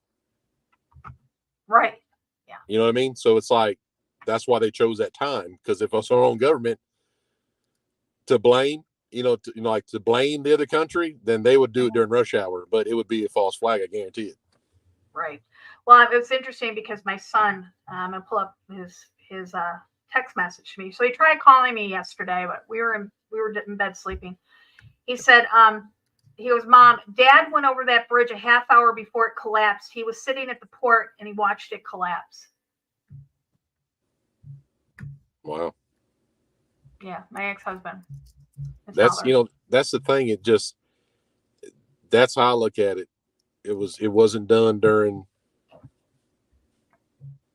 It's because who did it? Who really did it? It wasn't. It was the people that are retaliating. I get you. And like I said, you guys have swayed me. I've changed kind of my opinion on it, but I'm still not going to speculate on a lot of things. I think a lot of the information that people are putting up, like there was detonations. Those weren't detonations along the top. That was electrical. That was the electrical wiring arcing as it was being pulled apart, and those were the lights, exploding. That's what people were seeing. There was no detonations up there. Well, they were doing 8 knots, and they had 9 people on the ship, so 8 plus 9, 17. So it's Q, and Stop. They're going to Guantanamo Bay with everybody in the shipping container. You're killing me, Smalls. That's what I guarantee. Somebody already said that. You're probably right. You're absolutely probably. It's Hillary's code name on the shipping container. Hillary's code name wasn't evergreen. So tired of hearing Oh yeah. No, it's just like I get inundated with people messaging me, and they're trying to look at this. And I appreciate that, guys. Do not get me wrong. But chances are 95% of the time when you send me something, I've already seen it. Number 2 is the fact that, like I said, right now, as people, we're not professionals by any chance. And we never figured out 9/11 until after the fact. My theory right now is to wait for the investigation to be over with. Wait to see what the NTSB says, and then start picking it apart with what we know and what we see. Yeah. Well, as soon as the FBI says something, you're like, oh yeah, no, that didn't happen. Right. That didn't happen. Yeah. Yeah. Anyways. a 90-year-old woman at the Capitol protesting is an act of terrorism, but this isn't. Right, and this isn't. Yeah, I mean, I get that, you know, and now that I did not, like I said, when it first happened, I, you know, kind of looked at it and thought it was quite interesting, but looking now at what the military aspect of it, yeah, I think let's take a look at some of the pictures I've got. Let's talk about this picture. Anybody, can you tell me what the picture on the right is? Anybody know what that picture is, where it's from? Yes, I do. Go ahead and tell the class. Well, it's from the movie we talked about ad nauseum. And seemed to be a predictive type of movie. Leave the World Behind. Leave the World Behind. I do Is want this to still tell on you. Netflix, by the way? Huh? Is this still on Netflix? I'll check real quick. I do want to let everybody know there's a picture of a guy sitting on a bed looking out the window where he sees the bridge collapse. That's not from the movie.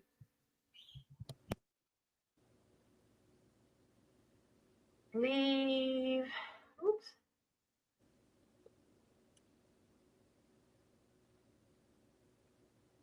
Yes, it is.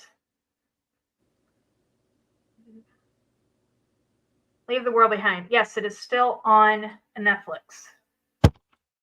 Okay.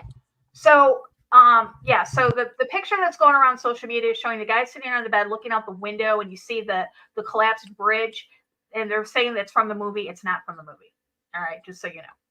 All right, so when we look at this, the one on the left is the dolly. The one on the right is called the White Lion. Now, what's interesting about it is that there's a Sri Lanka connection to the dolly, correct?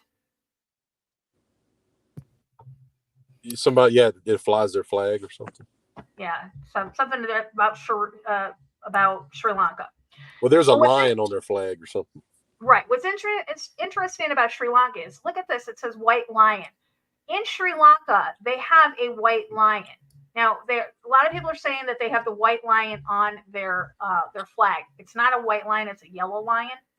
But I did find this white lion, which is one of their national treasures, which is I thought quite interesting. So we also have the captain of the ship. The captain of the ship was Ukrainian.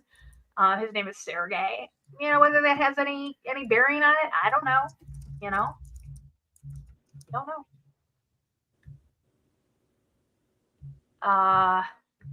Natural news put this out. Baltimore bridge attack, no accident. Critical infrastructure to be targeted across the U.S.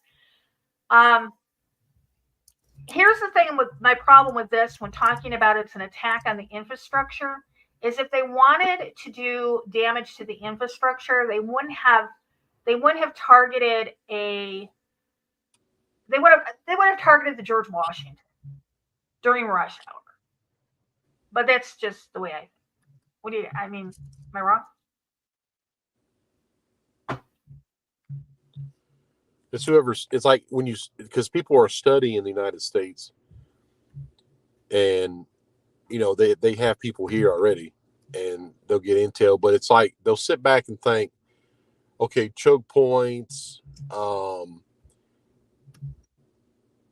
you know, how are we going to, you know, if we decide to go in or activate our, you know, fifth column forces, like how good will they, because the whole thing is you have to get regular army in here. You have to set up a beachhead, and Florida is such a target because, like I told Lori, if any country can take Florida and Fort Bliss, Texas, yeah, it drops like 4 or 5 years of occupation in the United States. They'll get back 4 or 5 years of not having to waste their time if they can take those 2 points, because it establishes a beachhead to pour in here. Interesting. Yeah, because I sent you a sent you a text. We were talking about you were talking about Venezuela and Cuban forces with Chinese landing craft. Yep. What started it? I don't know what started our conversation. Oh, you said, okay, you sent me a text. You said China has taken over the Bahamas. Yeah, there's tons of Chinese soldiers in the Bahamas. And then you said Venezuela and Cuban forces. Now, guys, if anybody out there, because you might be able to save me a little bit of time. If you're familiar with Dmitry Duduman's prophecy, can you guys let me know if Venezuela was one of the countries that he saw coming from the south to invade America? I would appreciate if you could let me know that. Yeah, he saw Cuba. I don't know about Venezuela. He saw Cubans for sure, but he saw, yeah. But there was one other one, because I remember watching his prophecy and laughing, because I'm like, they'll never invade us. In the back of my head, I'm thinking it was Venezuela. Well, they've already released all their prisoners here. I mean, you can see it. It's all in the news now. They're like made it all the way up to the northern states with all these, breaking people's houses and robbing houses and carjackings, and it's all just the Venezuelans. But it's not like, not saying there's good ones not there, but the majority of the gangs are because they released the prisoners into the country. Interesting. I mean, plus Venezuela has the highest Islam conversion in prisons than any other country. Yep. And we know that Islam was created to be the sword at the end times, to do the dirty work for the Vatican. Yep. They, and then even like they had so much trouble with Chavez, and supposedly like who's in charge now, Maduro or whatever. Yeah. Maduro released he released all the prisoners, and they all came up into the Darien Gap. But Chavez, they said that he bought a bunch of very primitive nuclear weapons back in the, I guess, early 2000. Well, Putin and him are in bed together right now. Who's that? Venezuela and Russia. They've always been. They've always been. Russia has always established that in Central America, and definitely Venezuela. I think even some Brazil, because China has all the drilling now offshore. I mean, they needed that, but even Hitler had a plan to collapse most of South America and Central America and just force all the people up. I mean, you think about it, this is all in play. I mean, literally, there are articles out that says Mexico City will be out of water like in 3 or 4 months. That's 22.5 million people. Right. Where are they going to go? They're going to come north. Right. And that's what they want. They have to have a huge influx, whether it's just real families looking for water or whatever. But that's the thing. They always have the good, like, the good. And then they're like, well, mix in the fifth column forces with them that way. I mean, it's just what they do. It's the warfare that you have to have, you know what I mean? Like, nobody knew in Vietnam when the Tet Offensive hit, because you don't know who's who. It just the way it is. People could say, oh, well, that sounds racist, but it's like, no, they didn't know. Well, when Obama signed the executive order in 2012 with talking about the indefinite detention, the National Defense Authorization Act, that was designed. It was put into law under the conditions, or under the guise that it would be to prevent or to stop an invasion through our borders. And for some reason, Biden has not abided by this executive order. He's not put it into play. Well, yeah. I mean, in 2, it says like you could be detained within 100 miles of the coastline. the Constitution can be suspended within 100 miles. That was a big thing too. I think Obama had a part of, and that's kind of. I mean, you can find it. They can hold you indefinitely. They don't have to press charges. That's when we saw the. I mean, they've got a facility up in Alaska that can hold 2 million people. Yeah. Indefinitely. Yeah. So. All right. Well, let's. We're coming up on the 15-minute mark. Well, we covered a lot of things tonight, guys. You guys are going to have a lot of links underneath the video when I'm done here, as soon as I can get them in there, because there's hey, Lori, I got a question for you. I don't know if you have anything else you wanted to bring up, but they were talking in chat. Have you noticed an increase of earthquakes lately? No. Yeah, I guess there's been a ton of earthquakes that's been going on lately. Well, I can check this. Hold on just a second. Let me pull up our SOE map, and we can take a look at that very thing. Give me just 2 seconds here. That's our map. We don't want our map. We want the event list. And we want...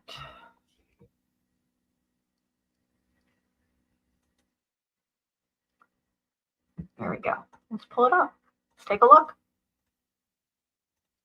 Here's our event map. Here's our earthquakes. We've had 91 earthquakes in the last 24 hours. Wow.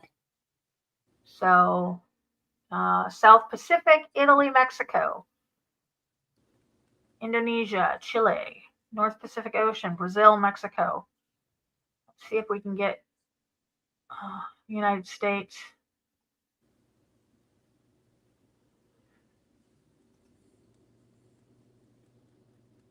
These are still all today. Papua New Guinea, North Pacific Ocean. And some of these are aftershocks of the initial one. So, and now we're going to yesterday. So let's go back to here to the event map and hone in on the United States and see what it says. Second.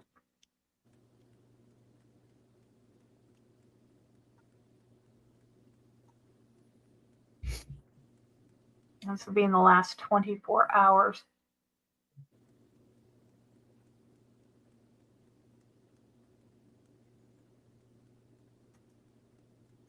What's this? Those are fires. Okay, never mind. I'm not seeing any.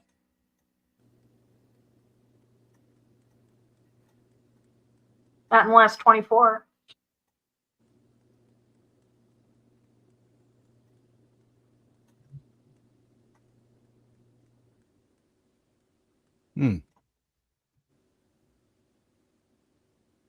Let me go over here.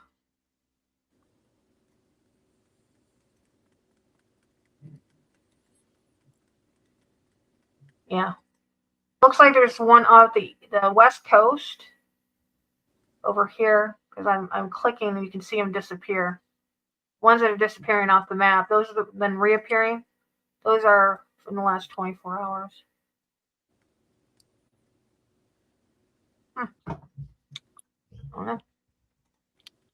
There's something to keep a watchful eye on too. Obviously, we talked about April 8th and the New Madrid.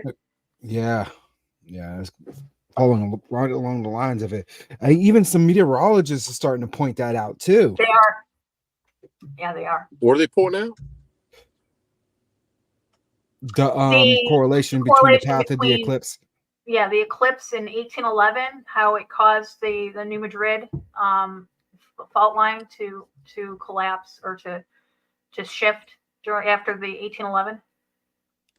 During it, or how far after? Like within a week.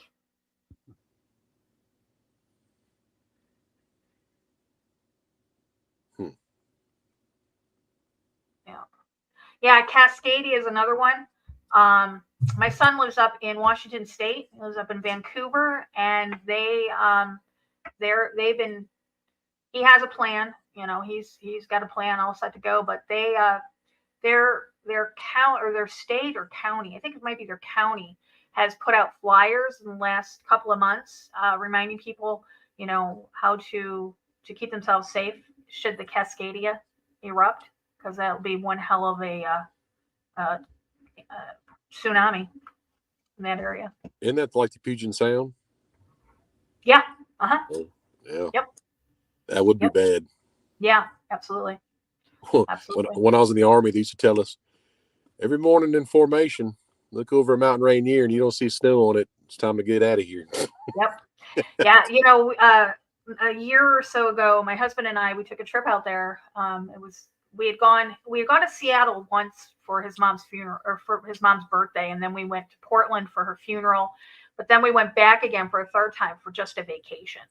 And I got to tell you, this last time I was there, I was very antsy.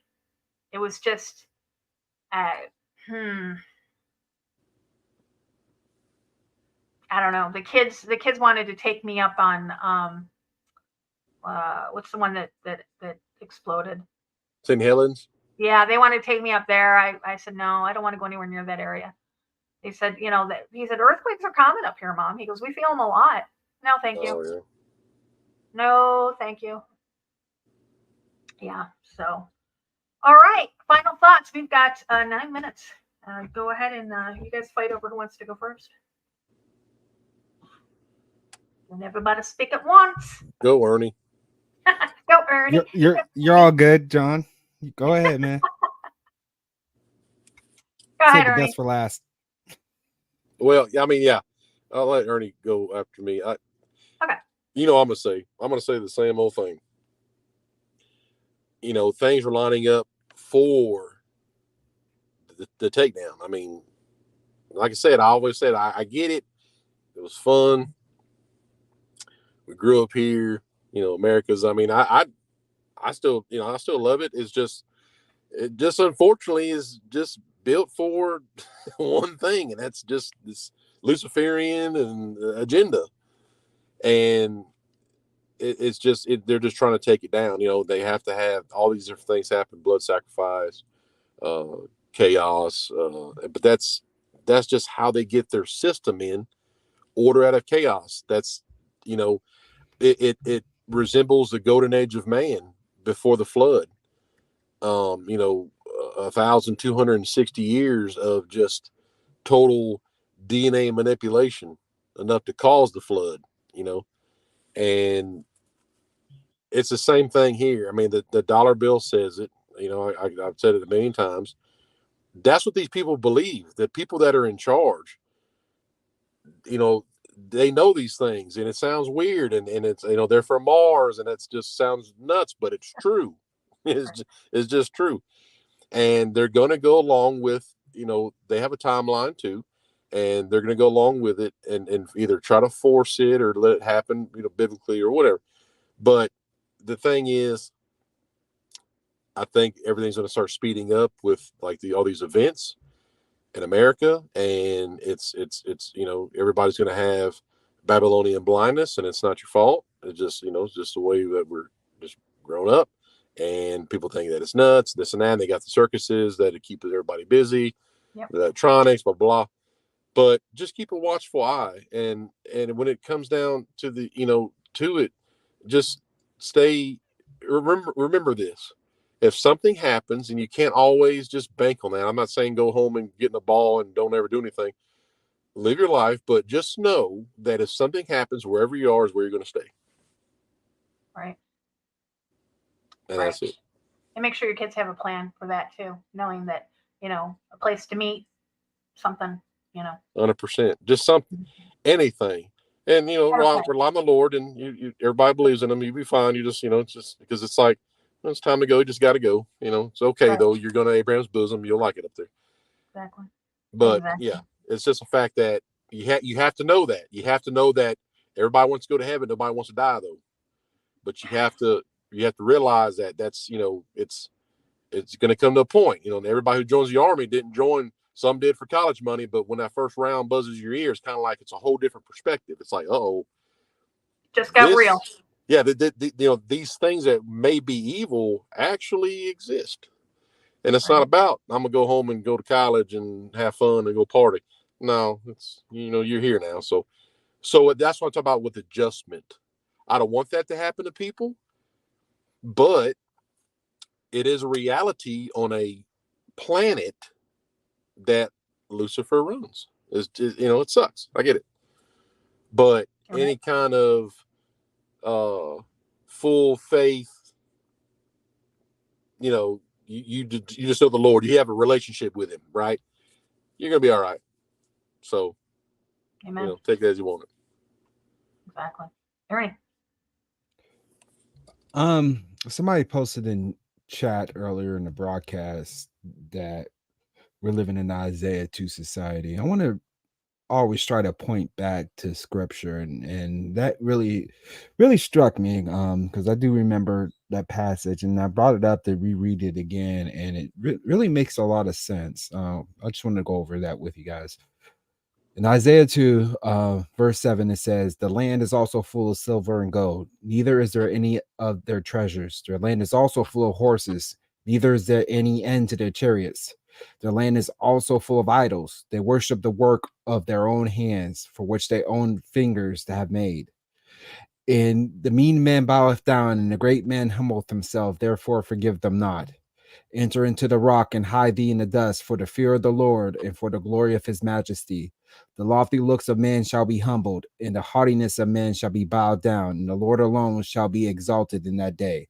For that day of the Lord of hosts shall be upon every one that is proud and lofty, and upon every one that is lifted up, and he shall be brought low, and upon all the cedars of Lebanon, that are high and lifted up, and upon the oaks of Bashan, and upon the high mountains, and upon all the hills that are lifted up, and upon every high tower, and upon its wall, and upon all the ships of Tarshish, and upon all pleasant pictures. And the loftiness of men shall be bowed down, and the haughtiness of men shall be made low, and the Lord alone shall be exalted in that day, and the idols he shall utterly abolish. Ladies and gentlemen, we're facing that society right now, where people are becoming lovers and self. People who are in high power desire to be worshipped, desire to be exalted and lifted up above all that is man. And they're going to pull out all the stops to try to obtain that sense of glory on this earth. But we serve a Lord that is jealous. We serve a Lord that desires to be worshipped, because he is the one that created us from dust. He is the one that loved us so much that he came down in the flesh, had himself crucified to take our sins upon a cross and take him down into the depths of hell to overcome the world. That is what the devil is trying to do. He's trying to pervert all of that. He is trying to declare himself on the world stage to be God, and he's using these individuals in high places to do so, convincing them that they are gods, that if they follow his word, they will live in immortality, that they will be the gods of this world. But the fact of the matter is, we have a God that is going to come back and avenge all that has been persecuted for his name's sake. We're facing perilous times, ladies and gentlemen, and the worst is yet to come. But we have to keep our eyes on the word of God, keep our hearts on God, and have that relationship built upon the rock, which is our Lord and Savior, Jesus Christ. Because that is the only way that we can get through all of this. And as we always say during this broadcast, the information that we provided is not here to instill fear into the hearts of God's people, but instead to prepare you. For the Bible says, God has not given us the spirit of fear, but of power and of love and of sound mind. And I am blessed, and I'm sure Lori and John feel the same way, that God is using us as his vessels to spread this message so we can prepare. Because there's no amount of shelter, there's no amount of food that's going to prepare us for what's to come. Only through the grace of the Most High God. Exactly. Well, you took the words out of my mouth. I was going to read the verse from Timothy, but you're right. We here urge you guys to utilize the information that we give you. We don't dig deep. We just talk and we give you the information. But underneath the videos, I put all of our links in so that you can do your own due diligence, that you can study to show thyself approved. Test all things. Don't believe believe us on what we say or take our word for anything. Do your own research. We provide you the links that you can start, but there are so many sources out there. But I always go back to the one source that I can rely on that is 100% factual, and that is the Bible. Get into it, read it, share it, get your family, prepare them.